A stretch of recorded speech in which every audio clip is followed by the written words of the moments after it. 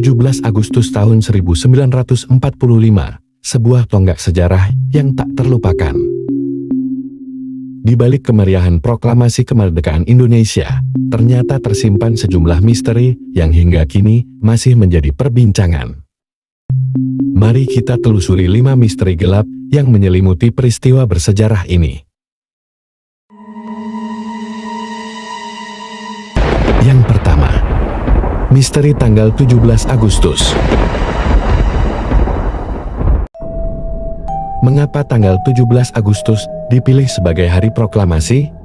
Ada yang mengatakan bahwa tanggal ini memiliki makna mistis berdasarkan penanggalan Jawa. Benarkah demikian? Mari kita ungkap rahasianya. Tanggal 17 Agustus dikenal sebagai Hari Kemerdekaan Indonesia, tetapi beberapa orang percaya ada misteri yang menyelubungi tanggal ini. Sejumlah teori konspirasi mengaitkan tanggal tersebut dengan simbolisme dan kejadian tertentu. Beberapa orang meyakini bahwa ada makna tersembunyi dalam pemilihan tanggal 17 Agustus sebagai Hari Kemerdekaan, menghubungkannya dengan numerologi atau peristiwa sejarah global yang dianggap mempengaruhi Indonesia. Misalnya, beberapa teori mengaitkan tanggal ini dengan angka 17 yang dianggap memiliki arti mistis dalam berbagai budaya. Di samping itu, beberapa cerita mistis lokal juga menambahkan elemen misteri pada tanggal ini. Beberapa daerah di Indonesia memiliki cerita rakyat yang mengisahkan tentang peristiwa supranatural atau penampakan yang terjadi pada malam menjelang 17 Agustus. Kepercayaan-kepercayaan ini semakin memperkuat aura misteri yang melingkupi tanggal tersebut, membuatnya bukan hanya menjadi hari bersejarah, tetapi juga hari yang penuh dengan berbagai spekulasi dan cerita menarik. Namun, hingga kini, kebanyakan dari cerita dan teori tersebut tetap menjadi bagian dari folklore tanpa bukti konkret yang bisa menguatkan klaim-klaim tersebut.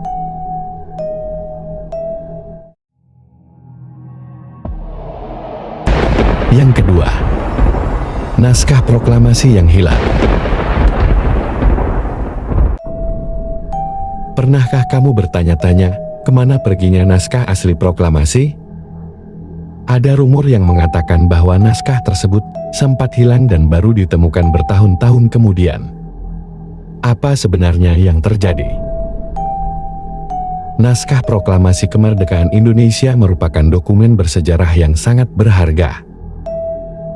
Namun, sebelum akhirnya disiarkan pada 17 Agustus tahun 1945, naskah ini sempat hilang dan menimbulkan kepanikan di kalangan para pemimpin perjuangan. Setelah ditulis oleh Soekarno, naskah tersebut harus diketik ulang untuk diperbanyak dan disebarluaskan. Sayangnya, hanya sedikit orang yang menyadari bahwa naskah tulisan tangan Soekarno tersebut sempat tertinggal di rumah Laksamana Maeda, tempat perumusan naskah dilakukan. Kehilangan ini menimbulkan kecemasan mengingat pentingnya dokumen tersebut dalam melegitimasi proklamasi kemerdekaan. Untungnya, naskah tersebut berhasil ditemukan kembali sebelum pembacaan proklamasi. Kesigapan para pejuang dalam menemukan dan menyelamatkan naskah ini menjadi bukti betapa pentingnya semangat kebersamaan dan kerjasama dalam perjuangan kemerdekaan. Naskah proklamasi yang sempat hilang ini kini menjadi simbol penting dari sejarah bangsa, mengingatkan kita bahwa kemerdekaan yang diraih tidak lepas dari upaya keras dan pengorbanan. Kisah hilangnya naskah ini menambah warna dalam perjalanan sejarah Indonesia, mengungkapkan betapa setiap titik menjelang proklamasi dipenuhi dengan tantangan dan drama yang tak terlupakan.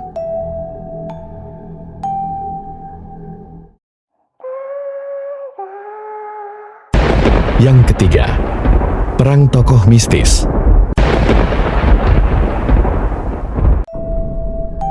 Konon, beberapa tokoh penting terlibat dalam peristiwa proklamasi memiliki kemampuan supranatural.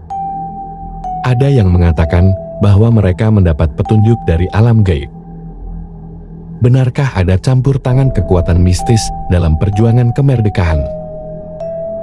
Dalam sejarah perjuangan kemerdekaan Indonesia, selain tokoh-tokoh pahlawan nasional yang dikenal luas, terdapat pula cerita tentang tokoh-tokoh mistis yang dipercaya turut berperan. Beberapa kisah rakyat menyebutkan bahwa saat proklamasi kemerdekaan pada 17 Agustus tahun 1945, beberapa tokoh mistis dan supranatural ikut serta dalam upaya melindungi dan mendukung para pejuang. Misalnya, kisah tentang Nyai Roro Kidul, Ratu Pantai Selatan, yang dipercaya memberikan dukungan spiritual kepada para pemimpin bangsa. Keberadaannya dianggap memberikan kekuatan dan perlindungan dari segala mara bahaya yang mengancam proses proklamasi. Tidak hanya Nyai Roro Kidul, cerita lain juga menyebutkan peran tokoh-tokoh seperti Nyi Blorong dan Kanjeng Ratu Kidul yang dalam kepercayaan masyarakat Jawa memiliki kekuatan luar biasa.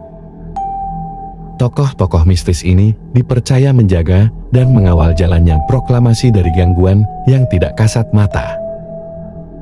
Kepercayaan ini menambah dimensi magis dalam sejarah proklamasi, mencerminkan betapa eratnya hubungan antara dunia nyata dan dunia spiritual dalam budaya Indonesia.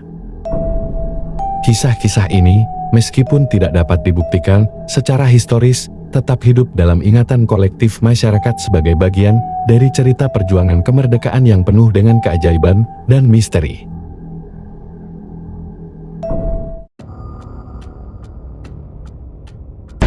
Yang keempat, Ramalan Jayabaya.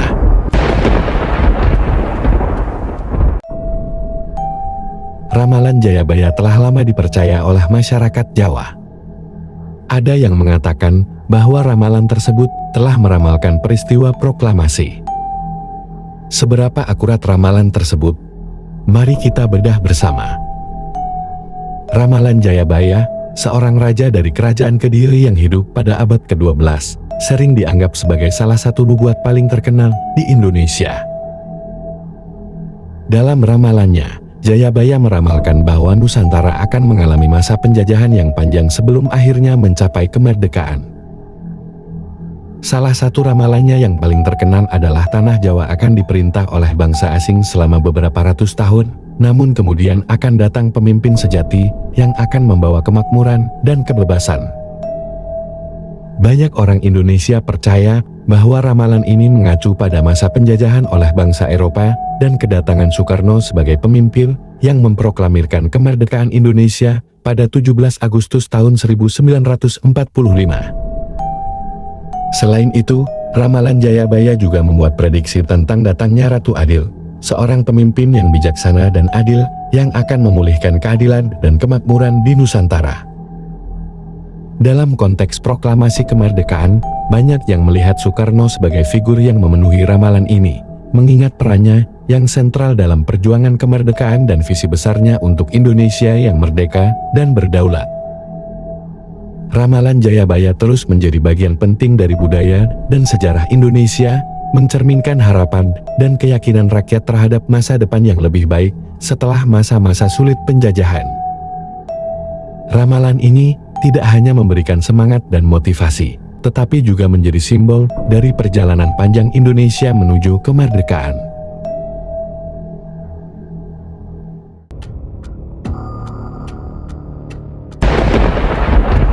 Yang terakhir, penampakan di rumah pengasingan.